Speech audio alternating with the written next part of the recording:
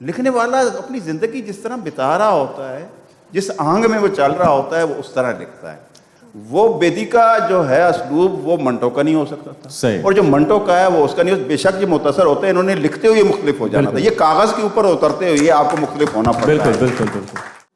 Urdu fiction ने 20वीं सदी में जिन चंद बेमिसाल तख्लीकी जहनों और शख्सियात की उंगली थामकर आगे का सफ़र तय किया, उनमें राजेंद्र सिंह बेदी का नाम सबसे नुमायाँ नहीं तो बेहद नुमायाँ ज़रूर है।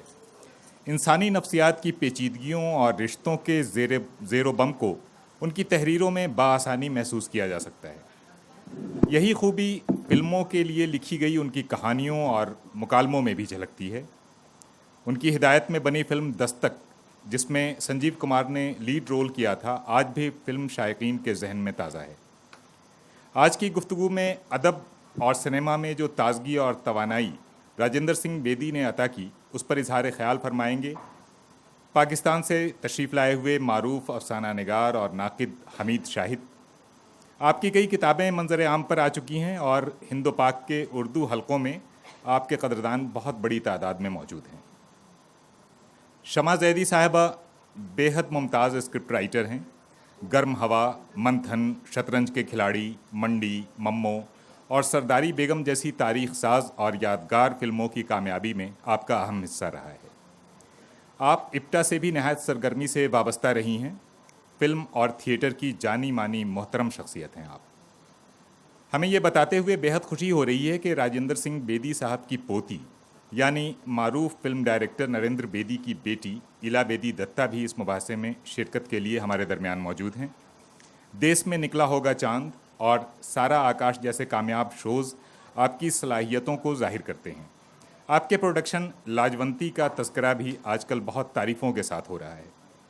और अब तारुफ उर्दू के एक नौजवान फिक्शन निगार का, जिसने अपने पहले नावल नखलिस्तान की तलाश से अपने रीडर्स बनाए और बहुत बड़ी तादाद में उनके फॉलोवर्स हैं। उनके एक और नावल खुदा के साए में आँख मिचोली के लिए भी अवाम और ख़वास दोनों ने रहमान अब्बास को सर आँखों पर बिठाया है। गुजारिश करता हूँ कि आप गुफ्तगू के सिलसिले को आगे बढ़ाएं। रहमान अब्बास। बहुत बहुत शुक्रिया नुमान साहब।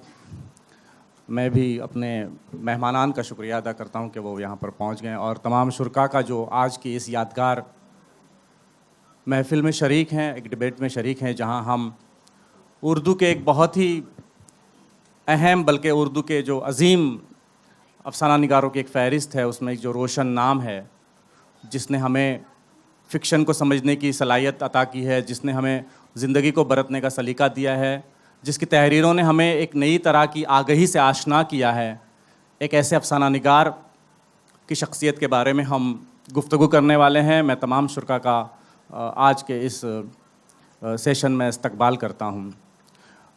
यकीनन मेरे बहुत सारे सवालात होंगे, उसके जवाबात होंगे, और प्रोग्राम के अख्तिताम पर शुरका भी उनके जहन में जो सवालात हैं बेदी साहब के ताल्लुक़ से, उनकी फ़िल्मों पर, उनकी पर्सनल लाइफ पर, उनके कंट्रीब्यूशन पर टू इंडियन लिटरेचर, जिस तरह के भी सवालात हैं वो सवालात आप भी पूछ सकते हैं जो यहाँ पर डेलीगेट्स मौजूद हैं।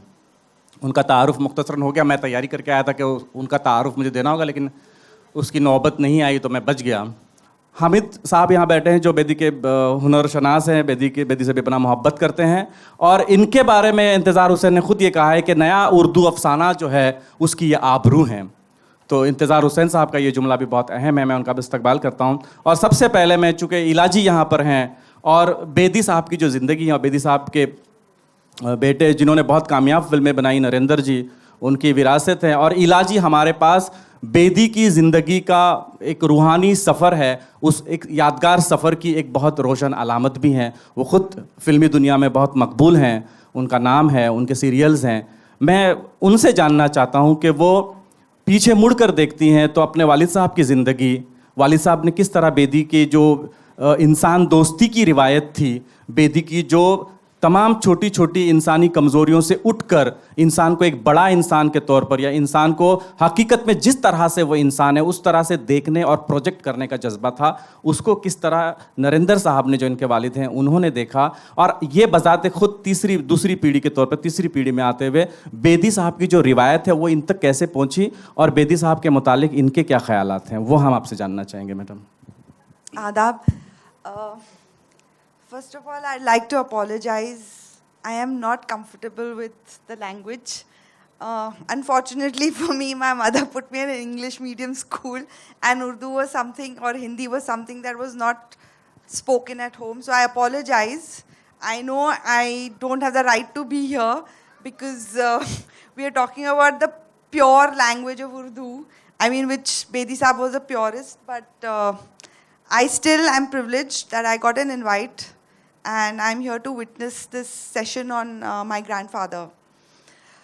It's very sad that हमारे घर में बेदी साहब जो रहते थे वो उनको मैं बाऊजी बुलाती थी.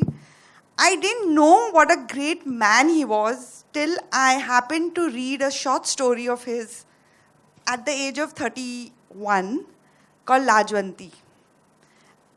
And that story, in those few pages, it just grabbed me कि ये एक इतनी छोटी सी कहानी में कितना कुछ कह गए वो, और कैसे रामायण के एक चैप्टर से उन्होंने वो कहानी पे he set it on that chapter of the Ramayana with two human beings, Lajwanti and Sundarlala, husband.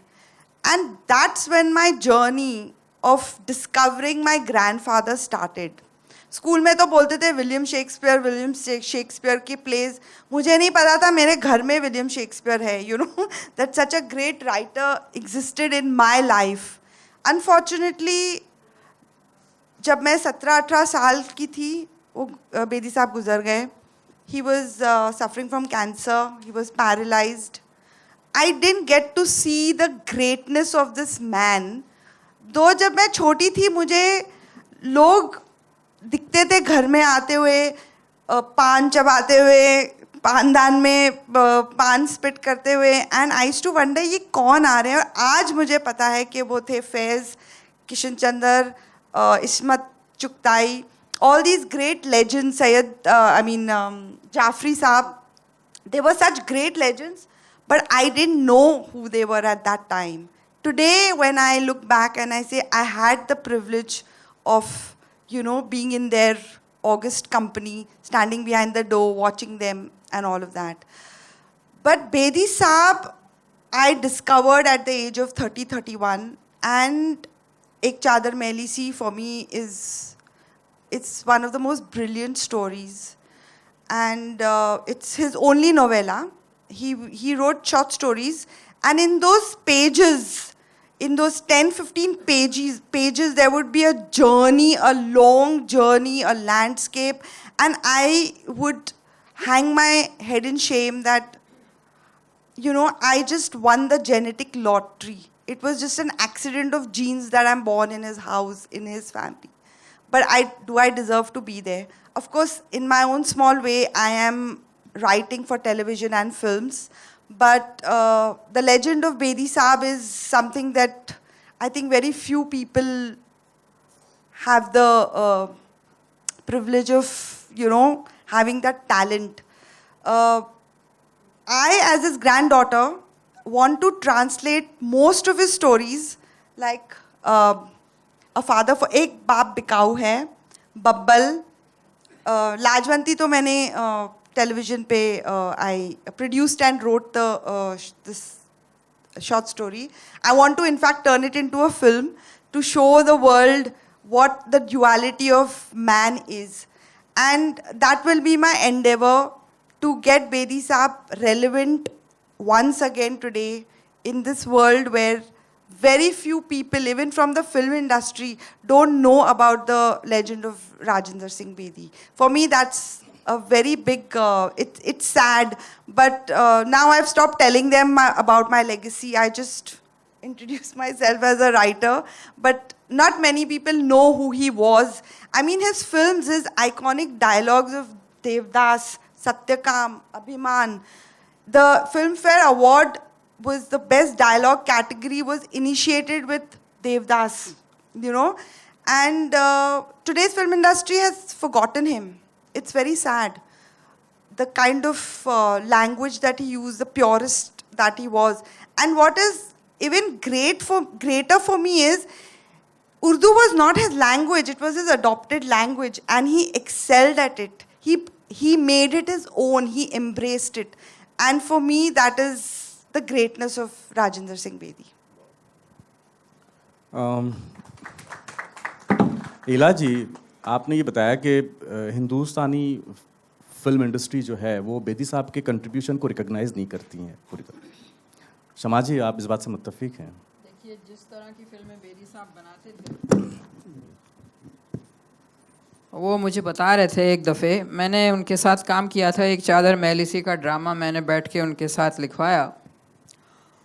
तो उस वक्त काफ़ी क़ुर्बत हुई और वो हफ्ते में 2 दिन मुझे दिया करते थे कि तुम फ़लाँ दिन इतने घंटे के लिए आ जाओ। तो सारा काम छोड़ के वो मेरे साथ बैठते थे। अच्छा। इस स्क्रिप्ट पे। और वो नाटक हुआ, कई दफ़े खेला गया, 50 शोज तो हो चुके होंगे। पहले परीक्षित सानी ने रोल किया था उसमें, तो बाद में इप्टा वालों ने वो किया, मगर वो कभी नाटक छपा नहीं है और मैं चाहती हूँ कि वो छप जाए। और जहाँ तक उन फिल्म का सवाल है, मेरा ये कहना, आप लोग शायद बुरा मानेंगे, मगर जो हिंदी उर्दू की फ़िल्में हैं वो उनका हिंदी उर्दू कल्चर से कोई ताल्लुक़ नहीं है। कुछ राइटर आए, उन्होंने गाने लिखे और ये रिवायत शुरू हुई थी पारसी थिएटर या कंपनी थिएटर से, जो बम्बई में खेला जाता था। और राइटर जो लखनऊ से भाग के गए थे वाजिद अली शाह के कलकत्ते जाने के बाद, उन सबको मुंशियों का काम मिल गया था। तो जो चीज़ उन नाटकों में दिखाई गई वो फिल्मों में वही रिवायत चली। तो हिंदी उर्दू बोलने वाले लोग जो थे वो फिल्मों में नहीं दिखा जा रहे थे। कुछ अजीब कस्म के लोग जो इस दुनिया में नहीं रहते हैं वो हमारी फिल्मों में दिखा। माफ़ करिएगा ये मैं गलत बोल रही हूँ तो उन्होंने मुझसे कहा कि तुम एक ऐसी फिल्म बनाओ कि जो मुसलमान ख़ानदान नहीं गए पाकिस्तान उनके बारे में। तो मैंने कहा बेदी साहब आप ही लिख दीजिए। कि नहीं, मैं नहीं लिखूँगा, तुम लिखोगे और तुम जाओ इस्मत के पास।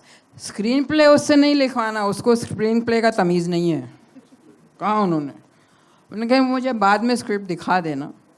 खैर फिर वो कई मरहलों से गुज़री वो फ़िल्म, आखिर कैफ़ी साहब भी उसमें शामिल हुए और वो गर्म हवा के नाम से फ़िल्म बनी। मगर वो बेदी साहब की वजह से बनी, वरना वो ऐसी फिल्म नहीं बनती कभी। That's great.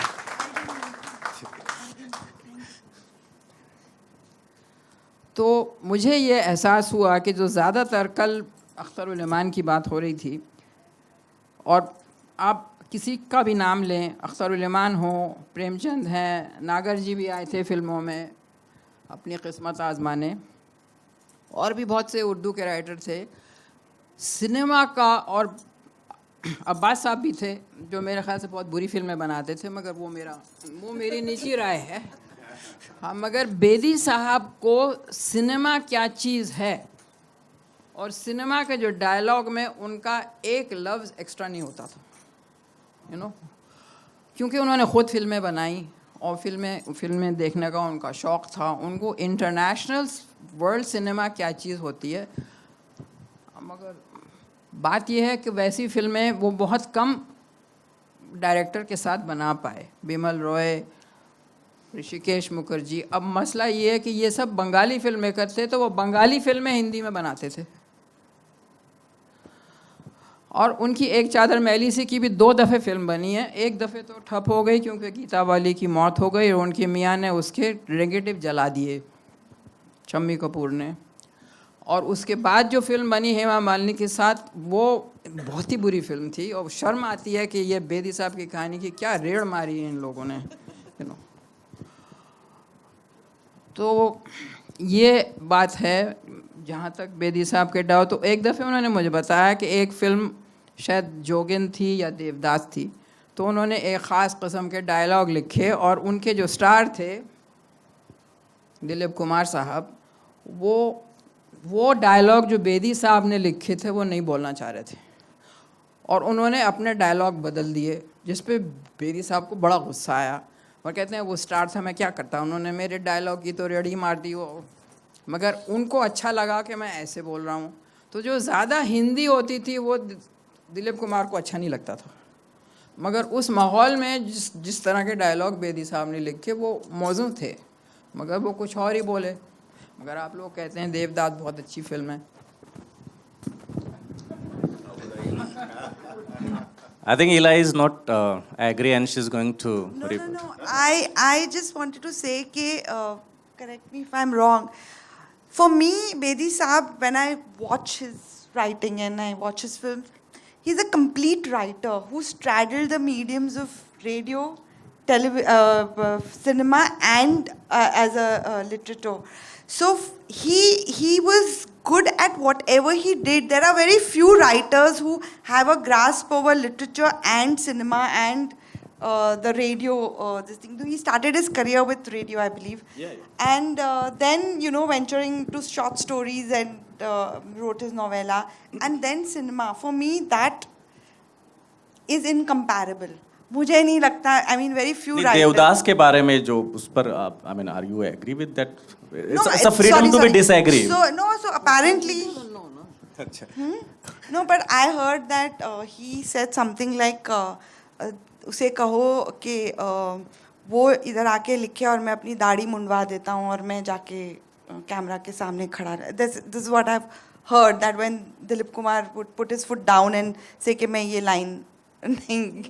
यही वही बोल रही हैं कि वो इनकी लाइनें नहीं बोल रहे थे, वो स्टार लोग ऐसे ही करते हैं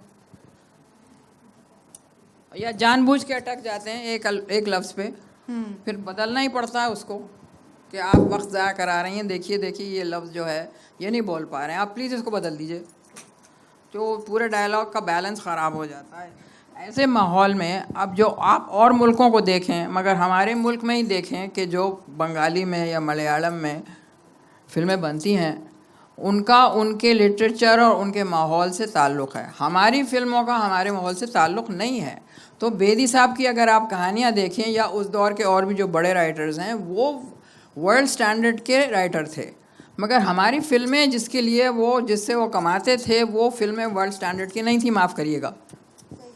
Right, that's right.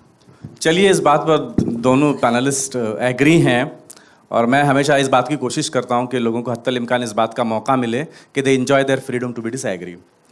और बेदी साहब के बारे में ये बता दूं कि उन्होंने कहानियां पहले लिखनी शुरू की, उसके बाद फिर रेडियो पर गए और उसके बाद फिर सिनेमा की तरफ आए हैं। उनकी ज़िंदगी का पहला बड़ा अचीवमेंट जो है वो उनका अफसाना निगार होना है, उसके बाद दूसरी चीज़ों की तरफ वो गए और वो रोज़ी रोटी के लिए हम सब कहीं ना कहीं कुछ दूसरे रास्ते तलाश करते हैं जिसमें आसानी से और अपने टैलेंट के हिसाब से पैसे ज़्यादा मिले। और बेदी साहब ने कई बार प्रोड्यूसर्स के साथ उसके लिए आर्ग्यूमेंट किया है कि उन्हें जितने पैसे चाहिए थे उतने लिए, और ये उस्मानी साहब की किताब में इसकी पूरी रुदात भी लिखी हुई है। लेकिन शॉर्ट स्टोरीज से पहले बेदी साहब शायरी भी करना चाहते थे। As a young boy when he was in school in Khalsa Lahore, वो आपको पता नहीं होगा, मुझे पता है या नहीं, वो मोहसिन लाहौरी के नाम से शायरी करते थे और कोशिश कर रहे थे कि इल्म अरूज यानी जो मीटर्स हैं पोएट्री के उस पर हाथ साफ करें, लेकिन कुछ जमा नहीं, तो उन्होंने आखिर में कहा कि ये उर्दू का जो मीटर है वो माकुलून नामाकुलून है। और इसकी पूरी हिस्ट्री मैंने पढ़ी है उस्मानी साहब की किताब में जो बेदी पर है। तो यस, बेदी की लाइफ में बहुत, बल्कि एक तेगल तो ये है कि उन्होंने एक्टिंग भी की है स्टेज पर, हाँ, और उसमें खूबसूरती ये है कि उन्होंने लैला का रोल अदा किया था उसमें।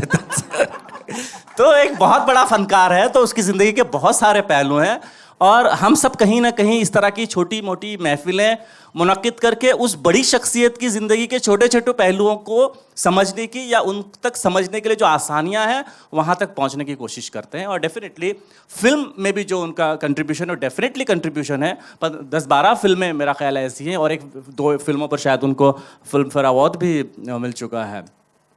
स्क्रीन प्ले पसंद He's got dialogue, best dialogue, best award, best dialogue. तो यकीनन हमारी ज़बान के बहुत बड़े राइटर हैं, हिंदुस्तान के बहुत बड़े फिक्शन राइटर हैं, और उनकी ज़िंदगी में बहुत सारी चीज़ें हैं जिस पर बहुत सारे लोग डिसएग्री हो सकते हैं। अब हम आते हैं उनका उर्दू ज़बान में जो कंट्रीब्यूशन है, और 84 में अगर उनका इंतकाल हुआ है, तो आज जो नए पढ़ने वाले हैं, नए लिखने वाले हैं, हामिद साहब नए में सबसे सीनियर हैं, वो किस तरह बेदी को देखते हैं और बेदी के तख्लीकी उड़ान को महसूस करते हैं?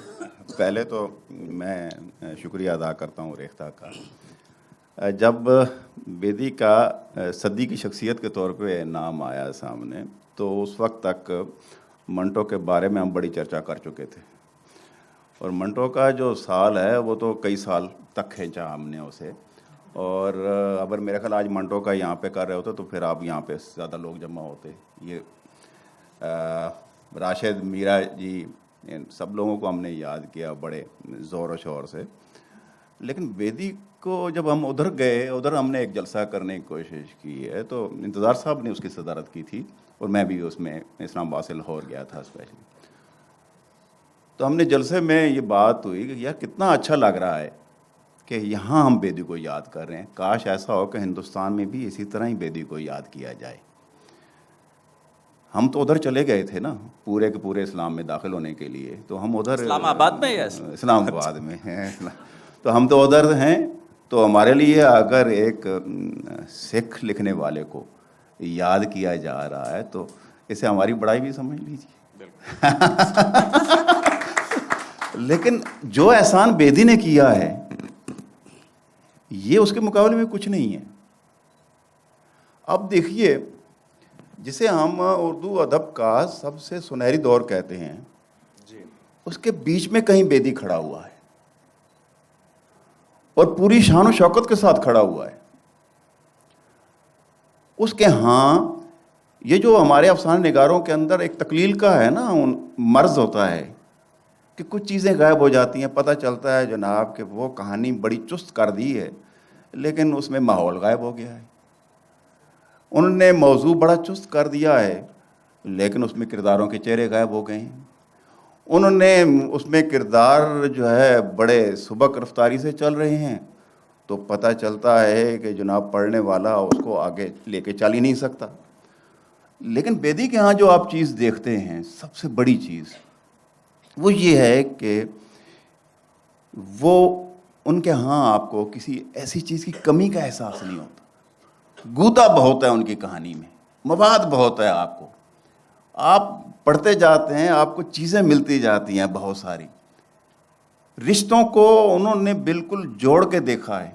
आप कितने किरदार हैं उनके, अभी लाजवंती का ये जिक्र कर रही थी, तो लाजवंती मेरा ख्याल है बेदी अगर कोई और कहानी ना लिखते और अगर सिर्फ यही लिख देते तो उर्दू अदब की तारीख में उनका नाम कोई नहीं मिटा सकता था। और अगर वो कोई काम ना करते, और बिल्कुल सही, कोई काम ना करते, कोई फिल्म ना बनाते, कोई डायलॉग्स ना लिखते, कोई और काम ना करते और ये कहानी होती, तो उनके बड़ा होने के लिए ये कहानी काफ़ी थी। अब देखिए कि सुंदरलाल है और लाजवंती है, और उससे पहले वो पंजाबी का लिख रहे हैं और कुमलाने का जिक्र कर रहे हैं, और औरत को किसके साथ मिला रहे हैं, लाजवंती के बूटे के साथ। ये हमारी तहजीब की औरत है, ये हमारी तहजीब ने बनाई है। अब हम इसे ये बनना चाहती है मुख्तलिफ, ये अलग बात है, लेकिन बनने के लिए भी तो इसी प्रोसेस में से उसे गुजरना पड़ रहा है, इसी में से उसे निकल के बाहर आना पड़ रहा है। तो वो औरत पिटती है, बिल्कुल पतली छिमक सी औरत, खूबसूरत सी औरत, नाजुक सी औरत, लेकिन सुंदरलाल की मार सहती है, पिटती है, और सुंदरलाल को लगता है उसे तो कोई इसकी तकलीफ होती ही नहीं है, इसलिए वो एक दफ़ा हंस के बोलता है तो ये खिल उठती है। ये बेसिकली हमारी तहजीब के साथ ये जो उड़ी यहाँ की औरत थी या औरत है जो बदल रही है ऐसा ऐसा। तो इस पर कुछ एतराज़ भी हुई है कि जनाब ये जो हैं बेदी साहब जो हैं अपने माहौल से औरत को उठने नहीं देते, निकालने नहीं देते, तो भाई और उठाना और निकालना क्या होता है। पढ़ने वाले की सारी हमदर्दियाँ तो वो ले गई, पढ़ने वाले की सारी, हम सारे किसके साथ खड़े हुए हैं, हम तो लाजवंती के साथ खड़े हुए हैं, लाजो के साथ खड़े हुए हैं। हम कहते हैं कि सुंदरलाल ये तुम कैसे हो कि उसे तस्लीम नहीं कर रहे, जिस तरह उसे तस्लीम किया जाना चाहिए। तो मर्द जो है, चाहे वो जितना भी नरम दिल हो जाए, जिसने पूरी मुहिम चलाई थी उसके लिए, हम उसके साथ नहीं खड़े होते। यहाँ पे हम लाजवंती के साथ अगर खड़े हो रहे हैं तो इसकी कोई सबब है, और उसका सबब यह है कि बेदी ने बड़े सलीके से बताया नहीं है, तकरीर नहीं की है, डिटेल में उसे लिखा नहीं है उस तरह कि हाँ भाई इस तरह करना चाहिए औरत के साथ। उसने बता दिया है कि आप मर्दों को क्या रवैया औरत के साथ इख्तियार करना चाहिए। आप देखिए वो जाती है, अगवा हो जाती है, वापस आती है, और इस सारे अमल को दुपट्टे का जो स्टाइल है बदलने का, उससे उन्होंने एक जुमले में बयान कर दिया है। या फिर आगे जब उसने कहा कि जुम्मा के रेफरेंस से, उन्होंने कहा कि वो कैसा सलूक करता था, मारता तो नहीं था। तो आप देखें एक जुमला लिखते हैं वो, और पूरी नफ्सियात करैक्टर की आपके सामने खोल के रख देते हैं। तो बेदी तो ऐसे थे भाई, और बेदी ऐसे हैं। हम जब भी देखते हैं उनके ऐद के लिखने वालों को, तो कहीं हमें यूं महसूस होता है कि वो बहुत चुस्त कर दिया उन्होंने कहानी को, और उसमें से हमें वो पूरा समाज का बुनियादी चेहरा जो है पूरी तफसीलात के साथ नज़र नहीं आ रहा। और कहीं हम ये देखते हैं कि उन्होंने कहानी को इतना फैला दिया है कि उसमें वो खुद घुस गए हैं और बहुत ज़्यादा कमेंट कर रहे हैं। लेकिन बेदी ने न कहानी को इतना एग्जलेट किया है, ना इतना बढ़ाया है कि उसमें बहुत सारी चीज़ें डाल दी हों, और आपको कहानी जो सहज सहज जो चलना चाहिए अपनी धीमी रफ्तार से, वैसे भी नहीं चल पा रही हो। और नहीं उन्होंने ऐसा किया कि उसमें से बहुत सा निकाल दिया और आखिर में आपको पता चलता है कि घौंसा आपको लगा है। नहीं, बेदी कहानी पढ़ने के बाद आपको घौंसा नहीं लगता, आप बहुत सारा सोचते हैं और उसमें लिव करना चाहते हैं, वो किरदार आपके खून का हिस्सा हो जाते हैं। शाहिद साहब, आप ये आपको तालियां बजानी चाहिए, क्योंकि इसके बाद मैं वाकई उससे ज़्यादा अच्छा सवाल करूंगा शायद। मैं जब बेदी को पढ़ता हूं, और बहुत जूनियर राइटर के तौर पर पढ़ता हूं, और अब दुनिया में जो मूवमेंट्स हैं, चाहे वो फेमिनिस्ट मूवमेंट हो या लिबरेशन मूवमेंट्स हो, इनकी तरफ हम देखते हैं, इनकी स्टडी करते हैं। और हिंदुस्तान की जो तारीख़ है, जिस तारीख़ से आप मैं सब वाकिफ़ हैं, जहाँ पर किस तरह हम औरतों के साथ डीलिंग करते आए हैं, क्या बर्ताव हमारा रहा है, एक पैट्रियट सोसाइटी किस तरह से डोमिनेट रही है। और बेदी इतना बड़ा क्रिएटिव टैलेंट था, फिर क्या वजह है कि उसकी कहानियों में और उसके नॉवलेट में, स्पेशल एक चादर महली से में रानू का जो कैरेक्टर है वो इतना सबमिसिव है। बेदी के यहाँ जो फीमेल कैरेक्टर्स हैं उन पर जुल्म होता है, उनको मारा पीटा जाता है, और शाम को दोबारा वो औरत उस जालिम, शराबी, घटिया किस्म के मर्द के लिए दोबारा अपने आप को क्यों तैयार करती है, वो क्यों दोबारा एग्रीव होती, उसके यहाँ वो उसके एंगर क्यों नहीं है, वो क्यों उसको नापसंद नहीं कर पाती, ये क्लैश क्यों है बेदी के यहाँ? आपने बड़ा अच्छा सवाल किया है। अब सवाल ही है कि क्या लिखने वाले को नारेबाज होना चाहिए, ये पहला सवाल है मेरा। उसे अपने करैक्टर बदलने के लिए क्या उसे अपनी ज़ुबान जो है वो उसके मुंह में डालनी चाहिए, जो उसकी अपनी ज़ुबान है उसी से सारी चीज़ों को समझाना और सुलझाना चाहिए। अब मसलन इसका एक किरदार देखिए, कोखजली, उसमें एक माँ है, उसका बेटा है एक घमंडी, शराबिया है, पी के आता है, उसका शौहर भी ऐसा था, तो उसका शौहर भी ऐसे ही पी के आता था, और घर में वो दरवाज़ा खोलती थी, रात गए जागती रहती थी, वो आता था अंदर, उसके लिए उन्होंने जो रखना है खाने का या पीने का तो वो रख दिया था, मुंह से उसे मना नहीं करती थी। आप अब कहेंगे ये माँ बड़ी सबमिसिव है, लेकिन ये है। अब लेकिन होता क्या है कि वही जो इसे वो चाहता है, ख्वाहिश करता है उसका बेटा कि ये मुझे बुरा भला कहे, और वो शर्मसार हो रहा है अंदर से। ये जो एक चुप है, वो उस औरत, उस मर्द को, उसके बेटे को शर्मसार कर रही है, उसके शौहर को भी शर्मसार कर रही है, इसके बाप को भी शर्मसार कर रही थी। तो बेदी तो ऐसा ना करता था कि किरदारों को अपनी हदूद से बाहर नहीं निकालता था। प्रॉब्लम ये है हमारे यहाँ, ये जो तहरीकें आई हैं जिनकी आप बात कर रहे हैं, ये जो फेमिनिज़म की तहरीक हो गई, या ये जो स्ट्रक्चरलिज्म की तहरीक हो गई, या ये जो नए अफसाने की तहरीक है, इसमें सबसे बड़ी ख़राबियाँ भी कुछ हुई हैं। और हमारे जो अफसाना निगार है उसने ये किया है कि हमारा कारी हमसे छीन लिया है। क्यों छीन लिया था? कि वो जो खुद उसके जहन में उथल पुथल हो रही होती है, उस पर उसकी तवज्जो ज़्यादा होती है, और जो उसके किरदार हैं उनके लिए स्पेस ही नहीं बचती थी कि वो मूव कर सके।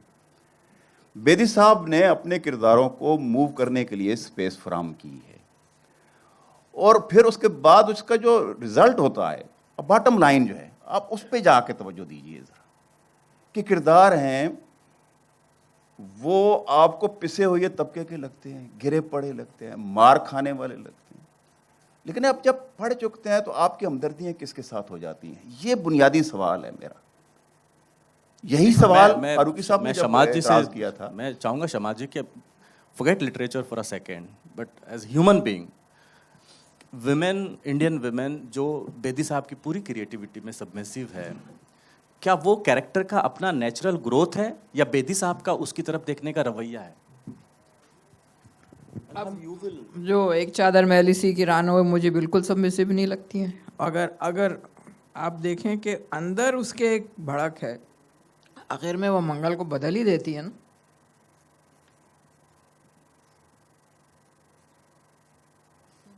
That's an interesting point.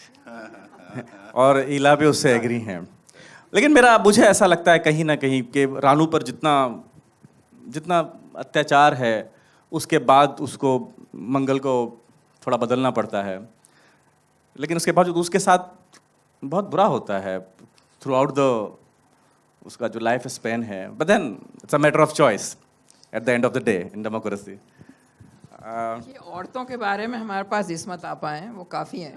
अब आप मर्द लिखेंगे, वो मर्दों के ही नज़रिए से लिखेंगे ना। आप क्यों चाहते हैं कि बेदी साहब औरत में घुस के उसकी तरफदारी करे? वो हट के देख रहे हैं, जो औरतें उन्होंने देखी हैं उनके बारे में वो लिख रहे हैं। अब एक मज़े की बात है, वो बेदी साहब अपनी बीवी से बहुत डरते थे। I know that. तो क्या हुआ कि जब हम वो लिखते थे तो उनको ये डर था कि बेदी साहब फिर पीने लगे हैं, उनको मना था। तो 2-3 दफ़े वो आई और सारी अलमारियां खोल के देखी कि कहाँ छुपा के रखा है, क्योंकि घर में पीने की इजाज़त नहीं थी। तो उनको ये लगता था कि दफ्तर में छुपा रहे हैं और जो बाद में वो चढ़ाते होंगे।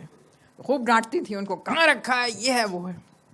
फिर दूसरा ये कि जब उन्होंने नाटक देखा मिसेस बेदी, तो कहने लगी कि अच्छा है नाटक, मगर हमारे यहाँ इस तरह गालियाँ औरतें नहीं देती हैं।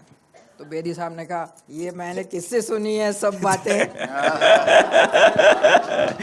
बहुत अच्छा है। मैं इलाज से पहले एक बात ऐड कर दूं कि बेदी साहब की जो वालिदा मोहतरमा थी, वो उनके वालिद के साथ शमशुर रहमान साहब की किताब में ये रेफरेंस है, मैंने पेज नंबर भी लिखा है ताकि कोई डिस्प्यूट ना हो, वो उनके साथ फरार होकर आई थी। नहीं। Let's there is a historian and Wow. the Bedi historian is here, so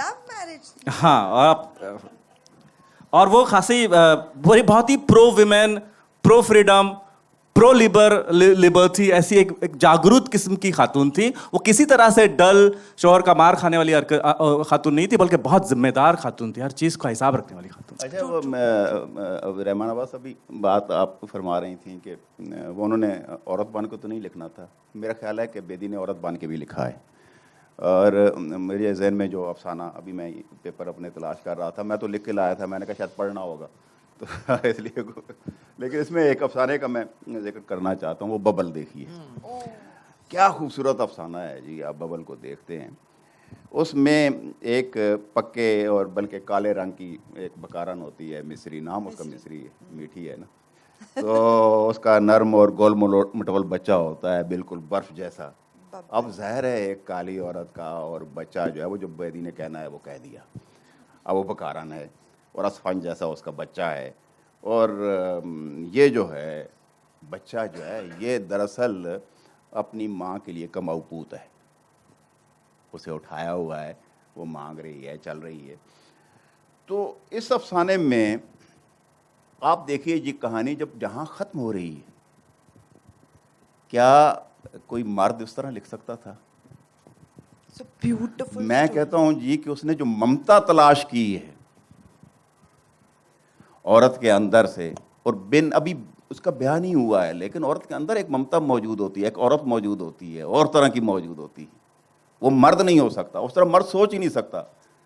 तो ये जो औरत की खाल में बैठ के उन्होंने ये लिखी है कहानी, मनशा याद कहा करते थे कि मैं किरदारों की खाल में बैठ के कहानियां लिखता हूँ। अच्छा, तो आपको ये जो उन्होंने उसकी खाल में बैठ के लिखी है, औरत की खाल में बैठ के कहानी। वो इतने हसास थे कि जब उन्होंने नाटक लिखा तो हमने कहा अभी आप रीडिंग करिए, तो 2 सीन पढ़ के वो रोने लगे, अपनी राइटिंग पे खुद रोने लगे वो।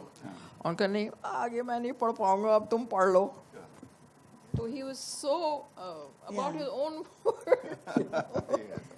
There is I think he had a very womanly quality in himself. बिल्कुल बिल्कुल बिल्कुल। उनकी कहानी चेचक के दाग, if you've read चेचक के दाग, it's from the point of view of the woman and the man, you know, and it's so beautifully rendered, the way that what is going on in the woman's head, what is going on in the man's head जब उनकी शादी करके वो लड़की घर पे आती है। And I just want to say, I think personally, मैंने कभी उनसे पूछा नहीं, पर उनकी एक शॉर्ट स्टोरी है, अपने दुख मुझे दे दो। उसका मैंने जिक्र किया ना, हाँ। परफ्यूम वाला। वो मुझे लगता है मेरी दादी के ऊपर है। आई फील कि वो उनको इट इज राइट, क्योंकि उसमें एक जुमला भी है कि वो धोबन, he is this thing to a dhoban, and Papaji used to love to wash clothes, and I think I also have that in me because I also like to wash clothes. So yeah, अपने दुख मुझे दे हाँ, दो। बेदी साहब ने interview में उसका जिक्र भी किया है। और सिर्फ एक cigarette is about my father, I believe. ये बात हम मतलब उर्दू, हिंदी और जिस जबान में भी हमने बेदी को पढ़ा, हम जानते हैं कि वो बहुत सेंसिटिव और हिसास किस्म के राइटर थे। मैं उसकी 2 मिसालें देता हूँ कैसे उनकी ज़िंदगी से कोरिलेट होकर फिर हम दोबारा पैनल से सवाल करते हैं। एक बार ये हुआ था कि वो घर में बैठे थे और ये 1928 और 29 का जिक्र है, और फसाद शुरू होगा शहर में, और उन्होंने खिड़की से देखा कि एक सरदार भागता हुआ सड़क से जा रहा था, तो सडनली कुछ लोग आए और उसको पकड़ा और वहीं पर उसका गला काट दिया। और थोड़ी देर के बाद उन्होंने दूसरा एक सीन देखा जिसमें एक मुसलमान को इसी तरह मतलब लोगों ने उसको अटैक किया। बेदी साहब ने कहा कि ये सीन उन्होंने देखा और उसके बाद 3 दिन तक वो गूंगे हो गए थे। He was speechless, I mean वो बोल ही नहीं पाए किसी से। इसका पूरी डिटेल उन्होंने लिखी है। और एक बार वो किसी हिल स्टेशन पे थे और वहाँ पर इत्तेफाक से ये खबर आ गई कि शहर में फसाद हो गया है, और वो जानते थे कि वहीं करीब में एक मुस्लिम फैमिली है और जो किसी राइटर घराने से या कहीं थी। इसका पूरा एक तफसील बेदी साहब को ये परेशानी हो रही थी कि कैसे इसको यहाँ से निकाला जाए, वरना ये लोग फसादियों के हाथों लग जाएंगे तो इनका बुरा तो जानते थे, उन्होंने देखा था फसाद क्या चीज़ होती है आंखों से। तो उन्होंने किसी तरह से कोशिश की, वो वहाँ गए और उस घर में जो मुस्लिम ख़वातीन थी उनको किसी तरह से निकालने की कोशिश की, और जब वो वापस आए तो कर्फ्यू वगैरह लग गया था बहुत लंबा, और वो फंस गए स्टेशन पर। उन्होंने उन मुसलमानों को तो कहीं पहुँचा दिया सही जगह पर, और फिर ट्रेन इतनी पैक हो गई जैसे ही कर्फ्यू उठा तो वो ट्रेन के ऊपर उनको बैठना पड़ा बेदी साहब को जाकर। अब ट्रेन चलने लगी तो एक सुरंग आ गई, तो वो बेदी साहब ने लिखा है कि वो बहुत ज़ोर से उनके पगड़ी पर लगी और वो पगड़ी उनकी उड़ गई। उसके बाद का जुमला बहुत खूबसूरत लिखा है जो सिर्फ एक आर्टिस्ट लिख सकता है। उसने कहा कि उसके बाद मेरा लेकिन सर बचा, वो आज तक बचा हुआ है। So yes, he was a great writer और इंसानी ज़िंदगी के हर जज्बे से बहुत जुड़े हुए थे। अब हम कोर इशू की तरफ आते हैं जो आज का टॉपिक भी है कि बेदी के फिक्शन में जो कैरेक्टर्स हैं उनकी टेंडेंसीज़ के बारे में। आप देखते हैं बेदी के यहाँ बच्चे हैं, बेदी के यहाँ औरतें हैं, बेदी के यहाँ बूढ़े हैं, हर तरह के इंसानों का एक झूमर है जो लगा हुआ है। भोला आपके पास है, दूसरी कहानियाँ हैं, रहमान के जूते हैं। तो ये इतना बड़ा जो स्पेक्ट्रम है, और इसमें बेदी कि यहाँ ऐसी औरतें भी बहुत सारी हैं जो कहीं ना कहीं से जिन्स की शिकार हैं या उससे उलझी हुई हैं। तो बेदी के यहाँ जो औरतें हैं वो मंटो की औरतों से किस तरह डिफरेंट हैं, इस पर शाहिद साहब आप कुछ कहेंगे? नहीं, बेदी की औरत ज़ाहिर है मंटो की औरत से बहुत मुख्तलिफ है, और मंटो की औरत जो है वो तो आपको कहीं ना कहीं चौंका देती है, लेकिन बेदी ने औरत को उसी समाज के, उसी माहौल के अंदर ही, यानी आप देखिए मंटो के यहाँ बड़े मखसूस इलाके की औरत होगी, और इस्मत के यहाँ आप देखेंगे तो वो ज़रा और तरह के माहौल की औरत है। लेकिन वो और तरह की। यहाँ आप देखेंगे तो जिसकी तरफ एतराज़ भी फारूकी साहब ने भी किया और उसने कि औरत को वो उस माहौल से निकालते नहीं, माहौल से वो निकालते हैं, लेकिन माहौल में रख के आपको बताते हैं निकलने का रास्ता। ये एकदम जितनी हमारे यहाँ तब्दीली आई है तो क्या ये एक दिन में हो गई है? तो क्या कहानी में आप एक ही कहानी में इसको निकालना चाहते हैं? तो ये मुश्किल हो जाएगा ना फिर, वरना तो वैसी हो जाएंगी कि आप नारे मारती कहानियाँ हो जाएंगी कि आप उसमें बहुत सारा कुछ और रहेगा तो इंसानी रिश्ते नहीं रहेंगे उस तरह। अब जिन रिश्तों के साथ ये जुड़ी हुई कहानी, मसलन औरत का रेफरेंस, बिलअमूम मेरा ख्याल है वो जो शमसुल हक उस्मानी साहब की किताब में इंटरव्यूज़ भी हैं, उनमें एक आध इंटरव्यू में उन्होंने मर्द के हवाले से लिखा कि मर्द ज़्यादा सोचने वाला और समझने वाला और फलां फलां होता है।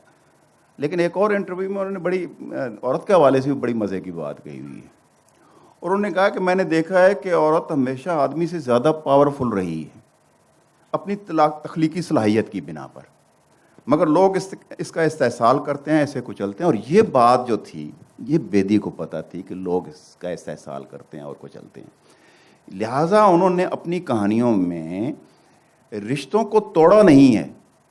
ये नहीं हुआ कि औरत बागी होकर मर्द से अलग हो गई और चली गई। उन्होंने रिश्तों को कायम रखा है इंसानी को, और उन्हीं रिश्तों को कायम रख के बदलने की कोशिश की है। ये बुनियादी चीज़ है जिसे समझना चाहिए।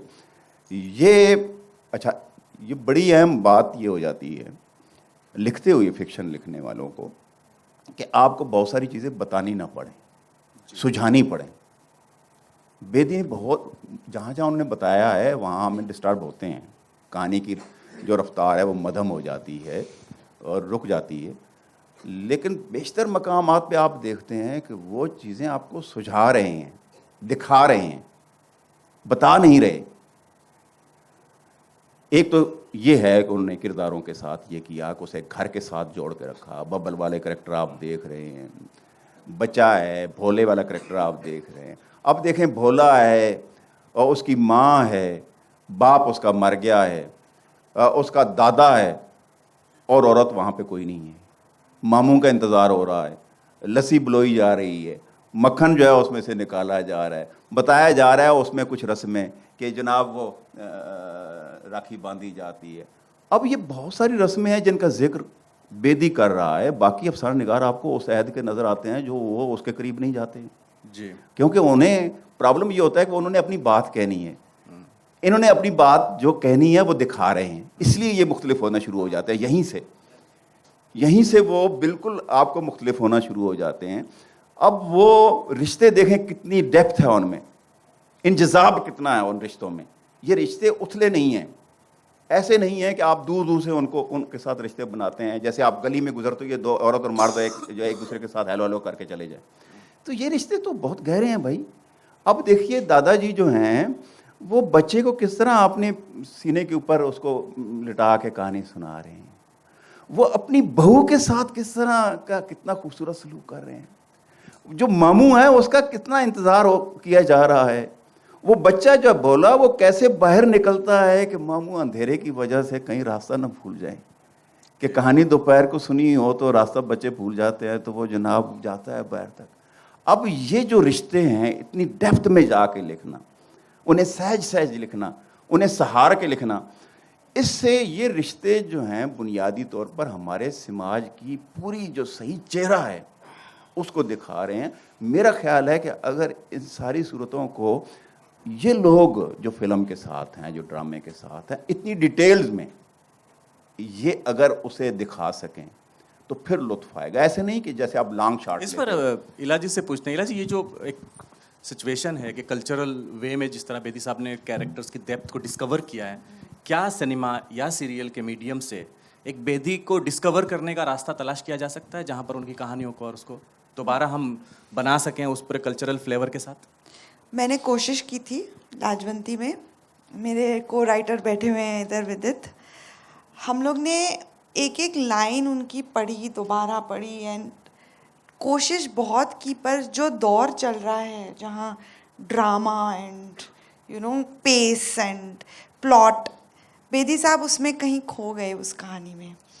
थोड़ा सा उससे बाहर निकलकर अगर इंटरनेशनल लेवल पर जो फेस्टिवल्स होते हैं जहाँ छोटी छोटी फिल्में जाती हैं 20-25 मिनट की, मेरा ख्याल है कि वहाँ कम से कम हम बेदी को अगर ले जाएं। Absolute Lajwanti, I am telling you, आज भी वो इतनी रेलेवेंट कहानी है जो बेदी साहब ने लिखी है।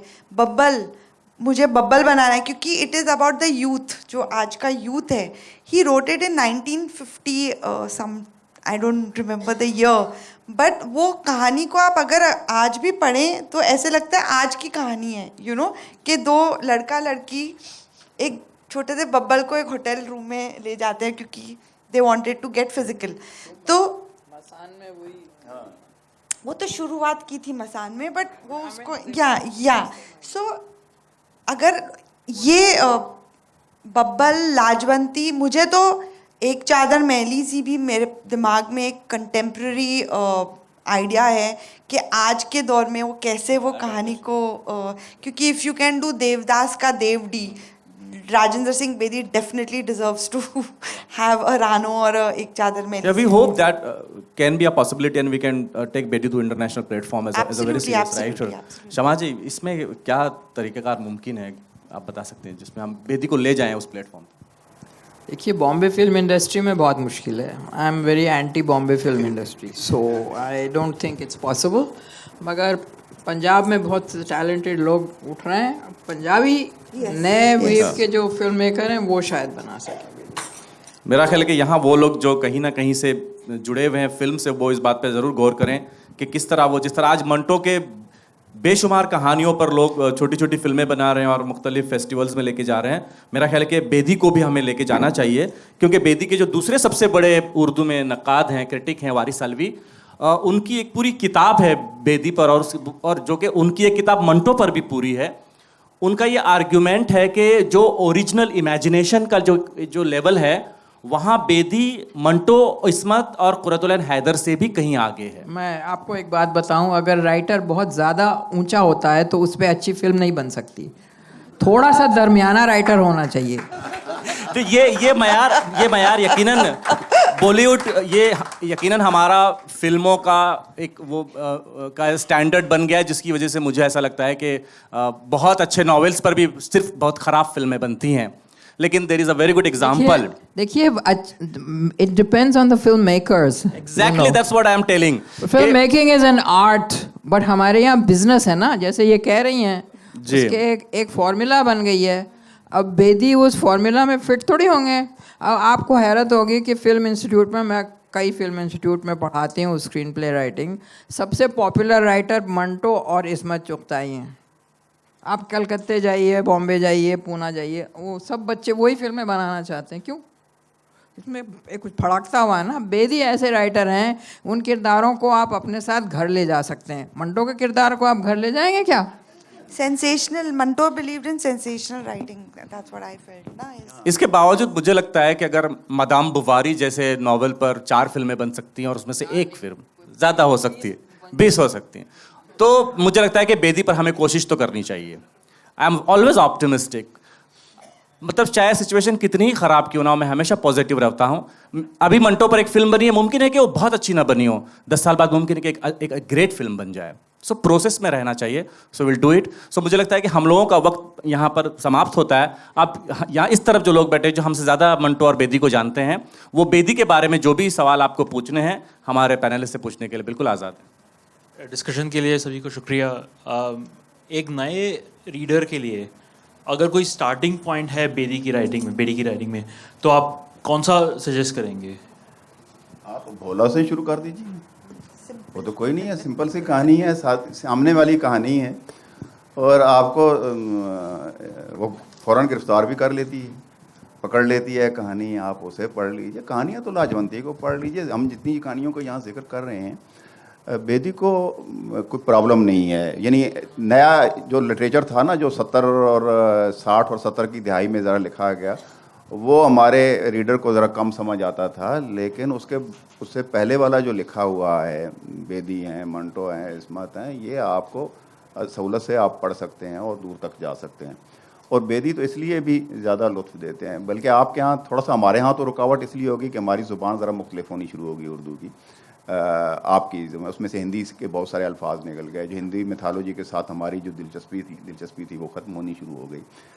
बेदी के हाँ चूँकि ये चीज़ें अभी हैं, आप देखेंगे पढ़ेंगे तो आपको बहुत सारी चीज़ें ऐसी नज़र आ जाएंगी जो हमारे यहाँ तो शायद रुकावट बनती हैं, आपके यहाँ तो रुकावट नहीं बननी चाहिए, इसलिए कि आप इन चीज़ों से आगाह हैं, इन नामों से आगाह हैं, इनकी जो रेफरेंस हैं इनके दूर तक आप देख सकते हैं, तो उसकी मानवियत को ज़्यादा सहूलत से हिंदुस्तान में समझा जा सकता है।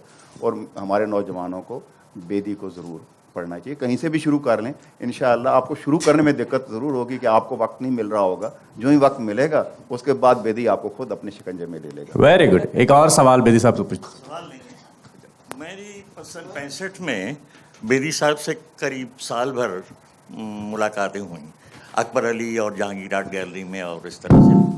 तो उनमें बहुत सारी चीज़ों में आज 2 का जिक्र कर रहा हूँ कि बेदी कितने बड़े थे। बेदी साहब एक दिन कहने लगे, यार ये सत्या ही तेरे फिल्में बनाता है तो मैं नहीं बना सकता, मेरी कहानियों पे लोग फिल्म बनाते हैं, मैं बनाऊंगा। तो मुझे कहने लगे चलो। तो बटरौली या कोई है वो चिल्ड्रन फिल्म सोसाइटी के ऑफिस के पास रेस्टोरेंट था, वहाँ बैठे लीला नायडू को बुलाया उन्होंने और दस्तक के लिए बात करना चाह रहे थे। तो उन्होंने कहा कि मेरी फिल्म मैं बनाना चाह रहा हूँ और मैं उसको डायरेक्ट करूँगा, तो आप काम करेंगी? तो उन्होंने कहा कि आपने ये पूछा क्यों, ये किसने कहा कि मैं काम नहीं करूँगी? फिर जैसे बेदी साहब कुछ बड़े उस तरह से कहने लगे पैसों की, उसने कहा नहीं उसकी बात मत करिएगा, मैं काम कर रही हूँ। एक ये। दूसरा, एक बैठक में बैठे हुए तो मैंने कहा आप रेडियो के ज़माने में एक कमरे में इतने लोग बैठते थे, बुखारी साहब के ज़माने में आप थे, नून राशिद थे, उपेंद्र आताश थे, कृष्ण चंद्र थे, मंटो थे, तो कहीं कहीं आप इधर उधर कहानियों में मुझे लगता है कि मंटो का कहीं असर इस कहानी में मुझे मिला या उस कहानी में मिला। ऐसा है क्या कि उस दौर में आप लोग कहीं मंटो से मुतासिर हुए या नहीं हुए? तो उन्होंने कहा सतीश 3 फिक्रें हैं मेरे, कल, आज और आने वाला कल। हम मंटो से मुतासिर हुए बिना कहानी लिख ही नहीं सकते। ये हमारी सदी का सबसे बड़ा राइटर है। बेदी इतना बड़े होते हुए भी ये कह रहे हैं। मुझे लगता है कि बेदी का let me add one thing, मुझे लगता है कि बेदी का सेंस ऑफ ह्यूमर बहुत अच्छा था। मुमकिन है ये बात उस सेंस ऑफ ह्यूमर का हिस्सा हो, क्योंकि बेदी ने ये कहा था कि मैं मजहबी ग्रंथ नहीं पढ़ता क्योंकि इससे अच्छी तो मैं खुद लिख सकता हूँ। ये बहुत लतीफे हैं मेरे पास। नहीं, वो बेदी आदमी बड़ा था, तस्लीम करने में कोई अर्ज नहीं है। और अब देखिए आपस में कैसे वो एक दूसरे से करते थे। तो कहानी बेदी ने लिखी तो उन्होंने कहा कि आप सोचते बहुत हैं, पहले ये नहीं लिखने से पहले भी सोचते हैं। वो तो मशहूर है, मशहूर है। और देखिए बाद में भी नहीं मंटो सोचते। के हवाले से दोनों में फ़र्क ही यही था।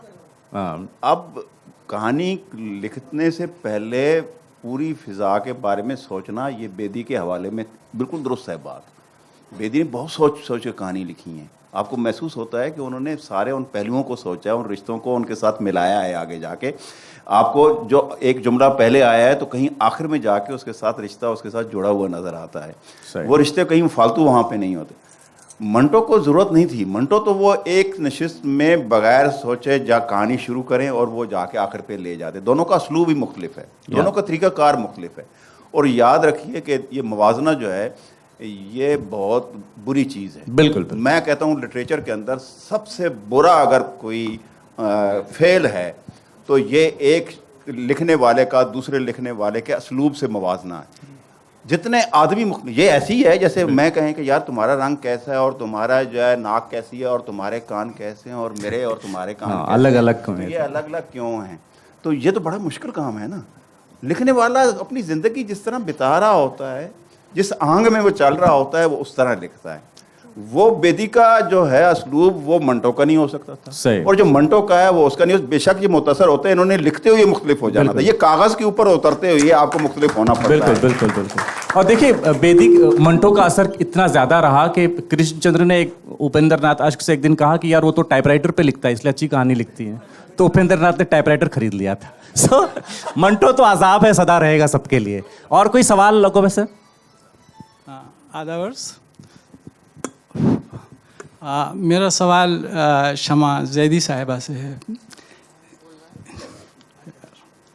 फिल्म मेकिंग में जब मैं फिल्म से बहुत ज़्यादा करीब नहीं, लेकिन शायद मेरे ख्याल से 3 डिपार्टमेंट इम्पॉर्टेंट है। पहले कहानी होती है, फिर स्क्रिप्ट राइटिंग होती है और डायरेक्शन होती है। बेदी साहब ने दस्तक बनाई थी।